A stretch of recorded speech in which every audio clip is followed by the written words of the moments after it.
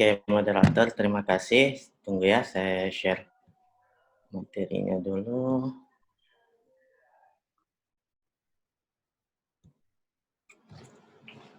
Oke, kelihatan?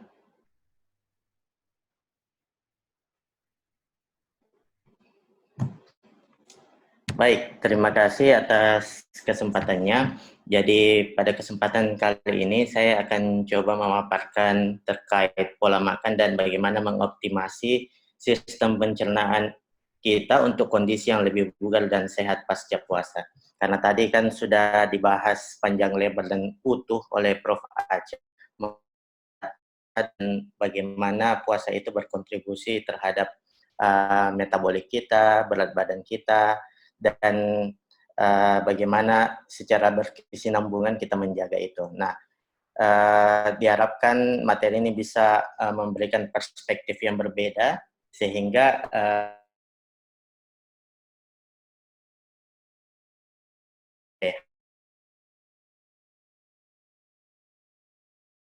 kondisi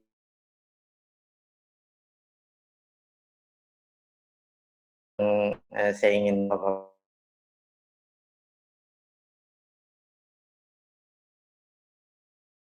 kemudian makan dan bagaimana peran bakteri usus ini terhadap kesehatan dan kiat-kiat mempertahankan berat badan pasca lebaran dengan pola atau perilaku makan yang berbasis mikrobiom atau bakteri usus ini. Nah, ini tadi tipe-tipe puasa yang saya kira bisa skip. Nah, adapun efek puasa memang berdasarkan studi-studi literatur terkini, ya, kita bisa lihat bahwa memang puasa itu entah itu puasa Ramadan atau jenis-jenis intermittent fasting lainnya itu bermanfaat tidak hanya bagi body mass index atau IMT kita dan metabolisme glukosa, tetapi secara umum bagaimana puasa itu berkontribusi terhadap kesehatan. Nah, tetapi ada perspektif lain dari efek puasa terhadap berat badan ini, yaitu menjadikan puasa Ramadan ini membuat pola makan kita bertentangan secara biologis dengan ritme sirkadian. Mungkin pernah dengar ritme sirkadian atau jam-jam biologis penting kita itu.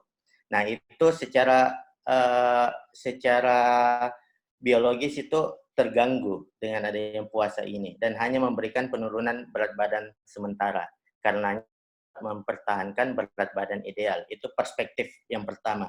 Yang kedua yaitu bagaimana puasa ini hanya berkontribusi ke penurunan berat badan yang kecil dan akan menyebabkan kenaikan kembali setelah Ramadan karena makan kita kembali ke normal. Itu perspektif kedua. Nah, perspektif lain efek puasa terhadap badan itu sepenuhnya salah ya. Dipublikasikan di jurnal-jurnal bereputasi. Nah, saya akan coba bagaimana mengkoneksikan apa yang dipaparkan tadi Prof. Aceh dengan perspektif lain dari puasa ini dengan mengaitkannya dengan kesehatan pencernaan kita. Nah, pertama-tama saya ingin menggambarkan kita seperti apa sih kondisi saat puasa itu.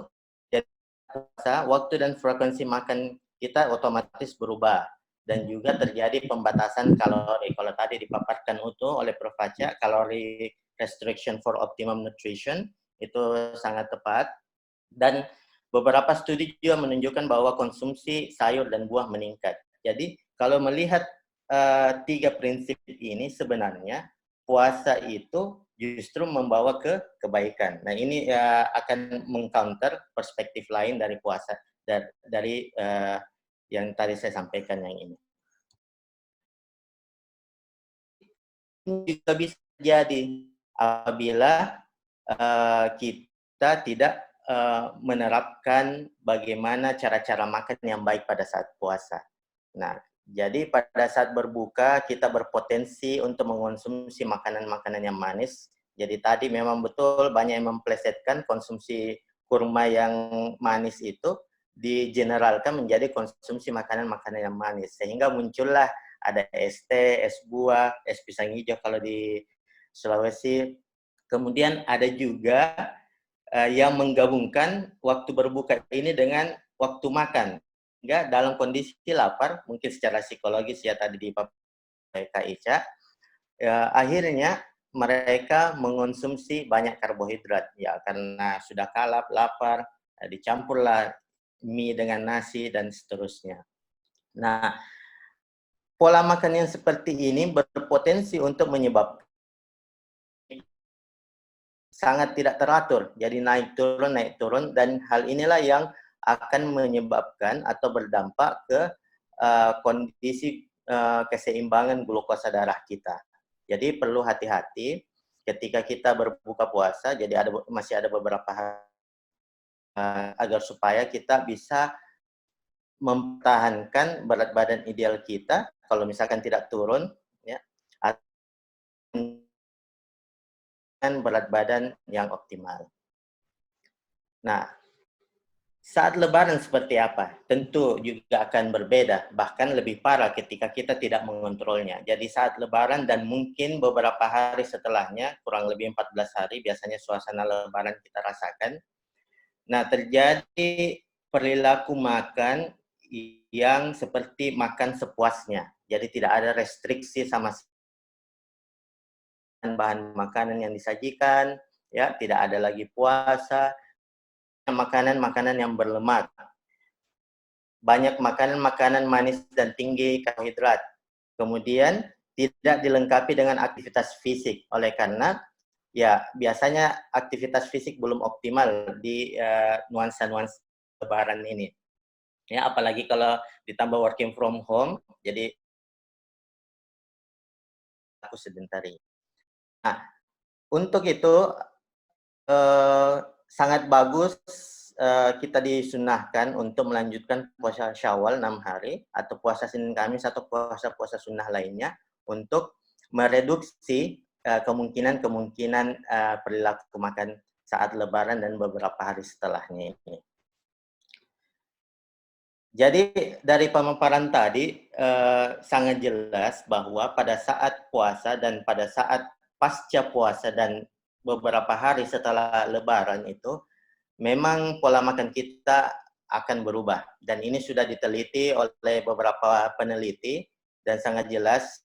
Misalnya dari Halep ini kita bisa lihat rata-rata energi saat berpuasa itu hanya 1.400, sedangkan setelah puasa 1.800.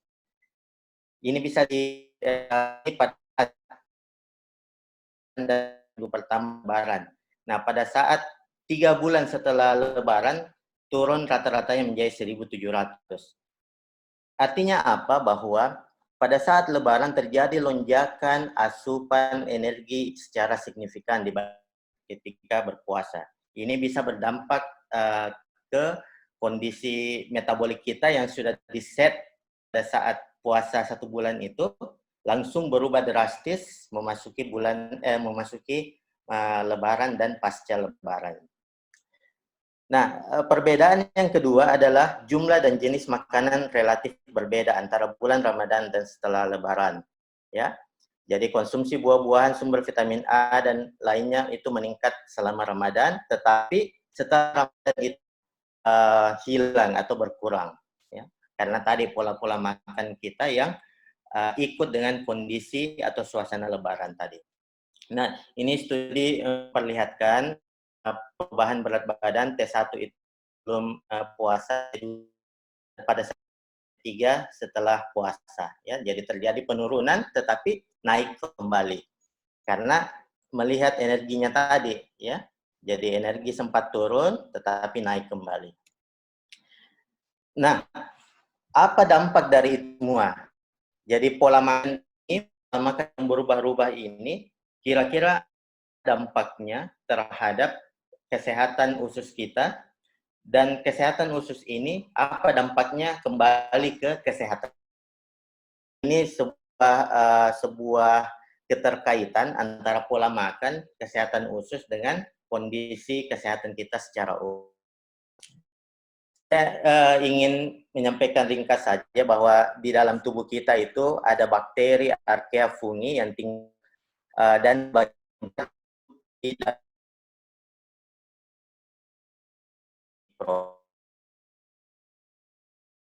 usus. Jadi namanya memberikan dampak negatif bagi tubuh kita, tetapi justru bakteri dalam usus memberikan manfaat bagi manusia. Yang pertama adalah membantu pencernaan makanan, menjaga keseimbangan energi dan kadar glukosa darah, kemudian membantu vitamin sistem. Jadi sudah kelihatan di sini keterkaitannya. Jadi tadi waktu webinar pertama juga disampaikan oleh Prof. Feni Haju bahwa puasa itu meningkatkan sistem imun.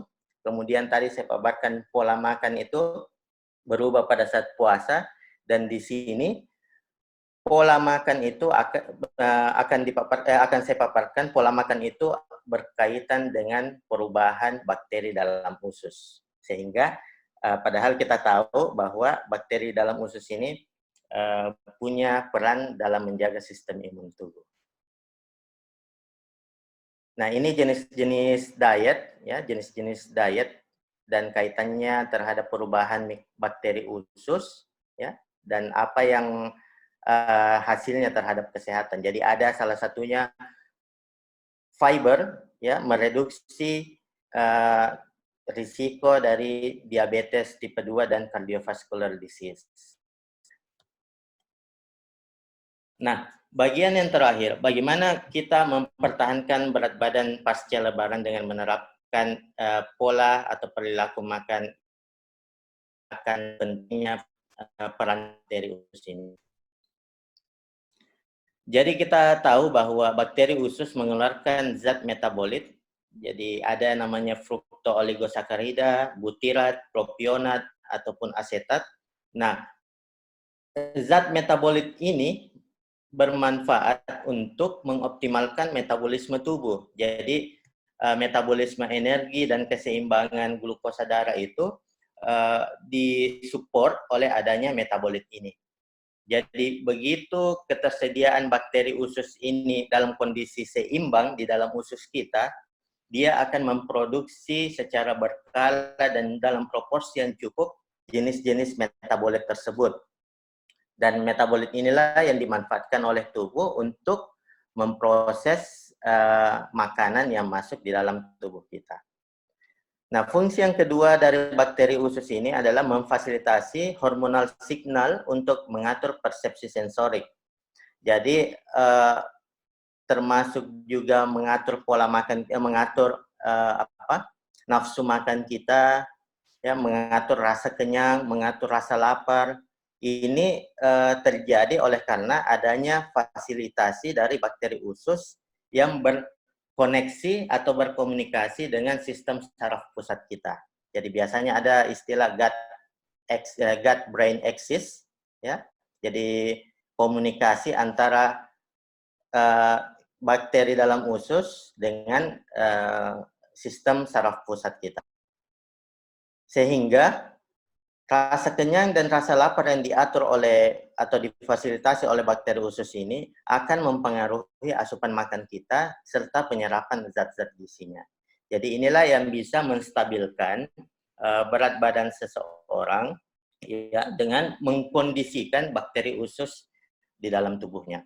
Jadi sudah banyak penelitian-penelitian mengenai bakteri usus ini kaitannya dengan obesitas, ya. Jadi ada transplantasi bakteri usus, transplantasi feses, ya, transplantasi bakteri-bakteri, dan juga modulasi atau perubahan bakteri, komposisi bakteri usus ini dalam upaya untuk menurunkan berat badan pada pasien obesitas. Jadi ini merupakan suatu bidang ilmu yang cukup ini, ya, cukup populer saat ini.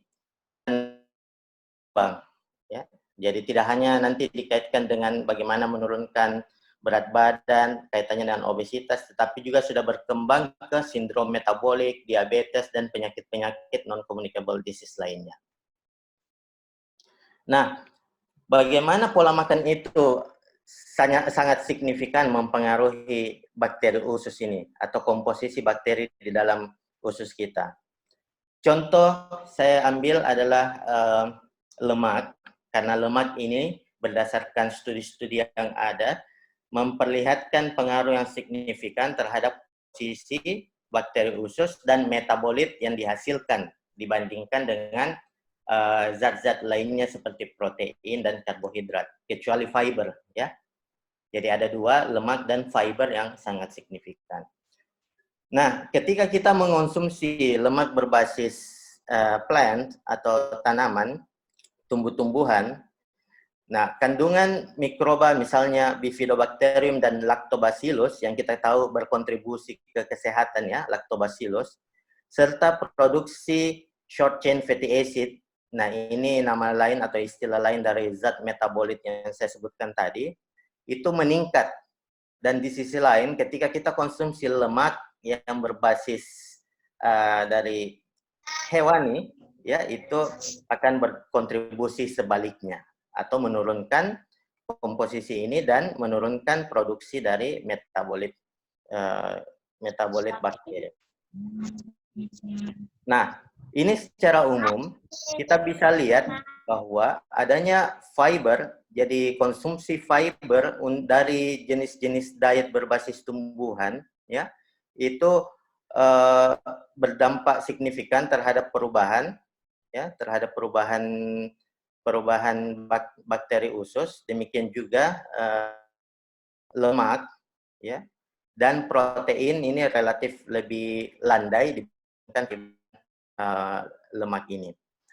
Nah, tetapi kalau kita mau melihat bagaimana kontribusi pangan ini, jenis-jenis atau zat-zat gizi ini terhadap komposisi bakteri ini, bisa dilihat pada gambar E yang paling bawah, ya. Makanan-makanan berbasis tumbuhan itu lebih stabil komposisi bakterinya dibandingkan makanan-makanan berbasis hewani. Nah, sedangkan di awal tadi kita sudah melihat bahwa ada keterkaitan antara komposisi bakteri dengan metabolik, dengan berat badan seseorang, dengan diabetes dan sebagainya. Jadi kalau kita bisa menjaga bakteri usus ini dalam kondisi stabil, maka kita juga bisa akan menjaga kondisi kesehatan kita dalam skala besar, kondisi metabolik kita, berat badan kita, ya, kondisi kesehatan kita itu lebih stabil dibandingkan terjadinya fluktuatif seperti ini.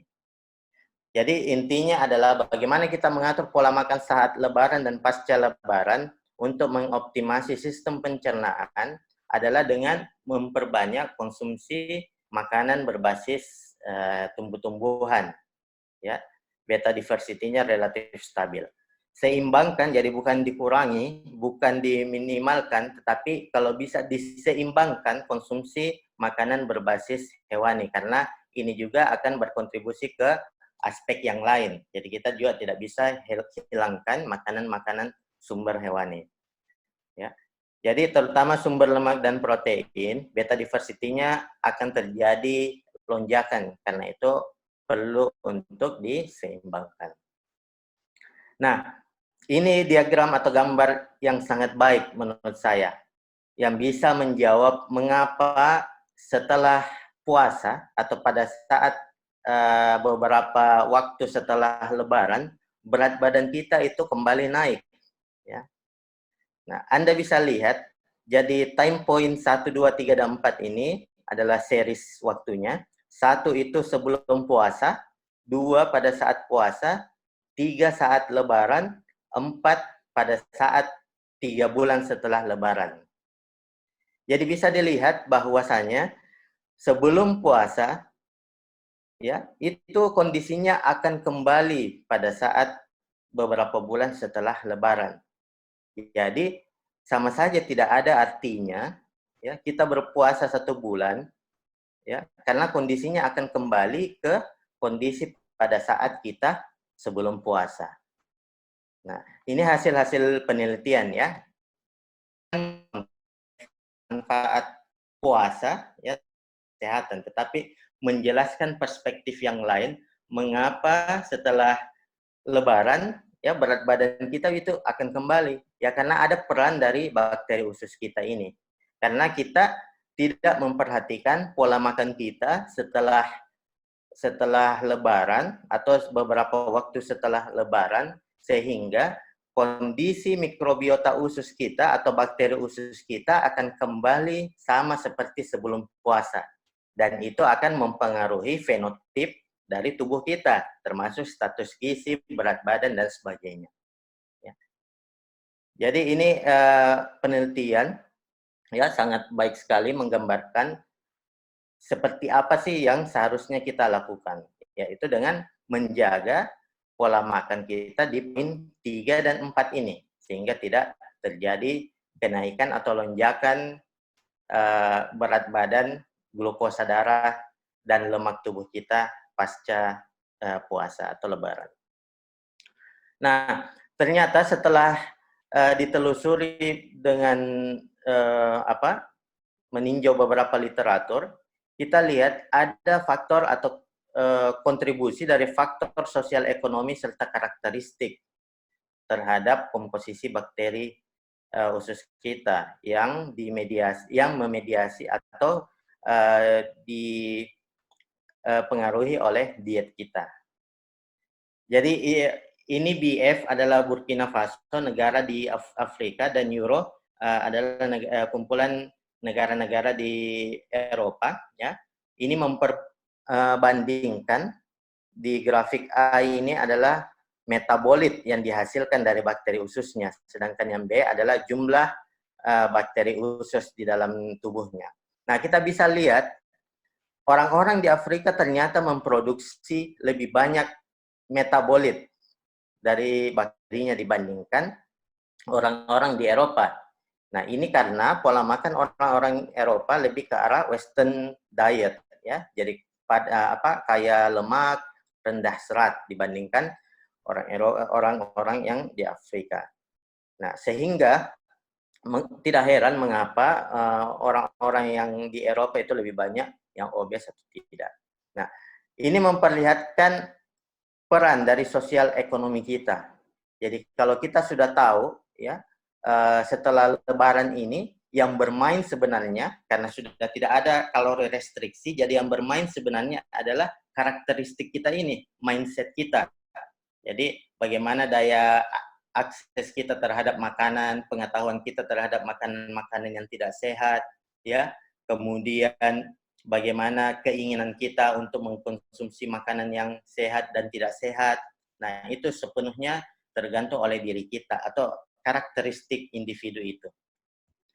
Nah, contoh yang lain, ya, di jurnal yang saya tampilkan ini memperlihatkan bahwa sosial ekonomi status itu sangat berkaitan dengan keanekaragaman bakteri usus pada orang dewasa yang sehat. Ya.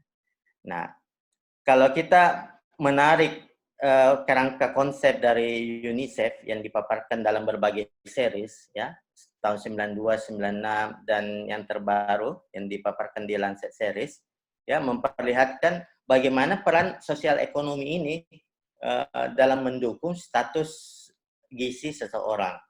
Nah, ternyata begitu ditarik lebih dalam, status gizi itu ya ada yang bermain di dalamnya, yaitu bakteri usus kita. Jadi intinya, begitu kita mampu untuk mengoptimalkan kesehatan usus kita dengan menjaga kestabilan bakteri usus kita, maka pada saat itulah kita bisa mempertahankan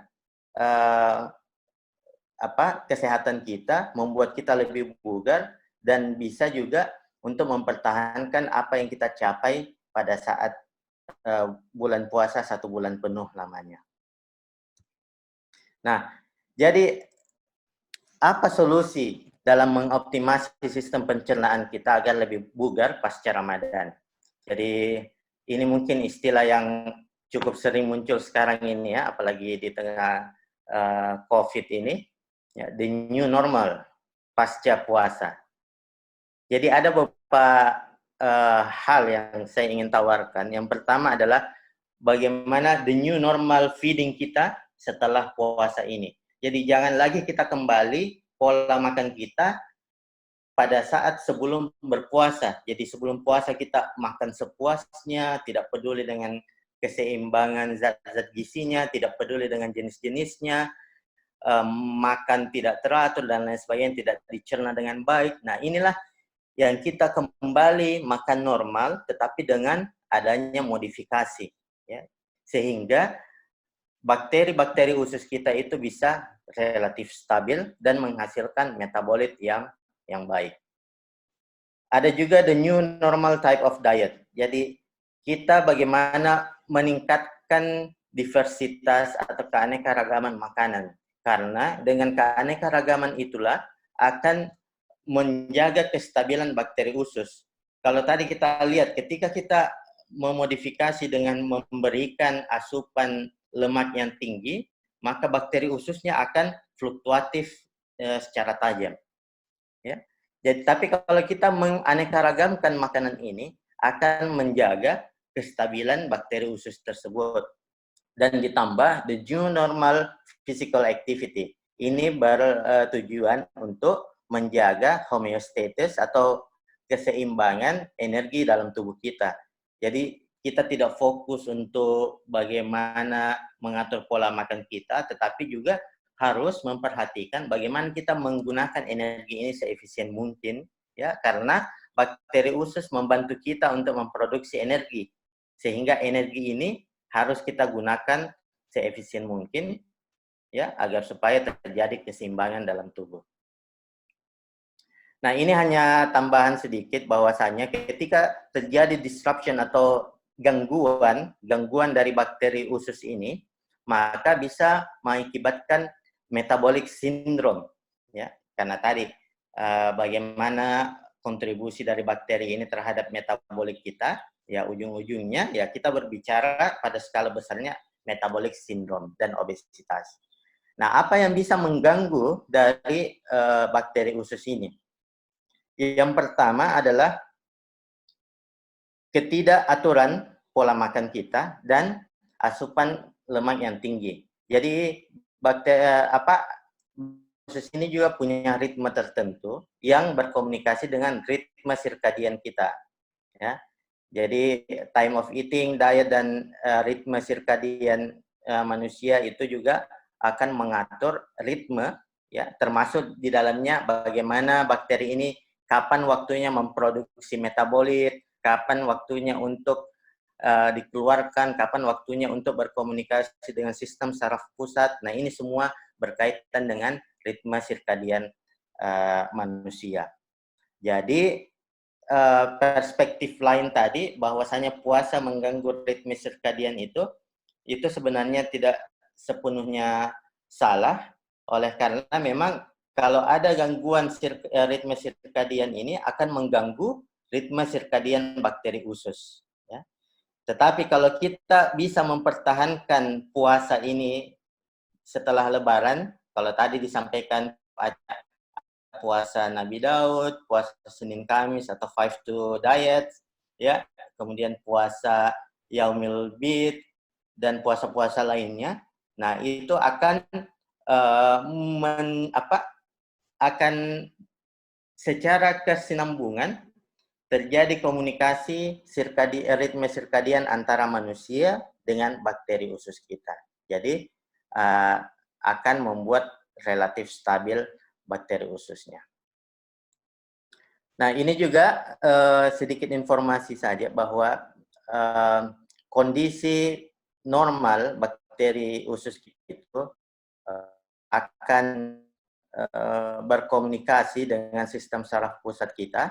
Sebaliknya, kondisi abnormal itu akan menyebabkan gangguan terhadap behavior, cognition, emotion, dan gangguan psikologis lainnya. Nah, jadi kita perlu memang mengupayakan, ya, kesehatan usus kita ini lebih optimal. Nah, sebagai kesimpulan atau take home points dari pemaparan saya hari ini adalah yang pertama, pola makan sebelum, saat, setelah puasa memang cenderung berbeda, dan mempertahankan berat badan yang hilang saat puasa dapat dilakukan dengan rutin berpuasa di luar Ramadan atau ada jenisnya religious fasting, sehingga setelah Ramadan ini tubuh kita tidak kaget lagi. Kenapa tiba-tiba berubah drastis? Awalnya ada caloric restriction, sekarang makan sepuasnya. Ya. Nah, jadi kalau kita bisa membuat ini secara kesinambungan, insya Allah berat badan kita itu akan relatif lebih stabil, kondisi kita lebih bugar. Yang kedua, bakteri usus memiliki efek positif terhadap tubuh manusia. Diet adalah faktor utama yang mempengaruhi komposisi dan fungsi bakteri usus ini. Dan yang ketiga, dengan puasa, komposisi bakteri berubah, namun akan kembali pasca puasa. Puasa berkala kemungkinan dapat menjadikan tubuh kita lebih bugar dan sehat. Tetapi sekali lagi, perlu pembuktian secara ilmiah ya, mengenai teori ini. Dan yang keempat, terdapat hubungan dinamis antara jenis makanan dan pola makanan yang dipengaruhi oleh karakteristik seseorang. Karena itu berkaitan dengan bagaimana kita mengupayakan makanan kita, menjangkau makanan kita, memilah makanan kita, dan menerapkan perilaku makan seperti apa yang akan kita lakukan terhadap efeknya terhadap komposisi bakteri usus. Karena ini sangat penting, dampaknya akan kembali mempengaruhi proses metabolik tubuh dan membentuk fenotip tubuh kita. Apakah misalnya status gizi ideal setelah puasa ataukah malah naik menjadi lebaran, menjadi lebih lebar ya setelah lebaran. Nah, Baik. mungkin itu saja yang saya sampaikan. Semoga bermanfaat. Assalamualaikum warahmatullahi wabarakatuh. Waalaikumsalam.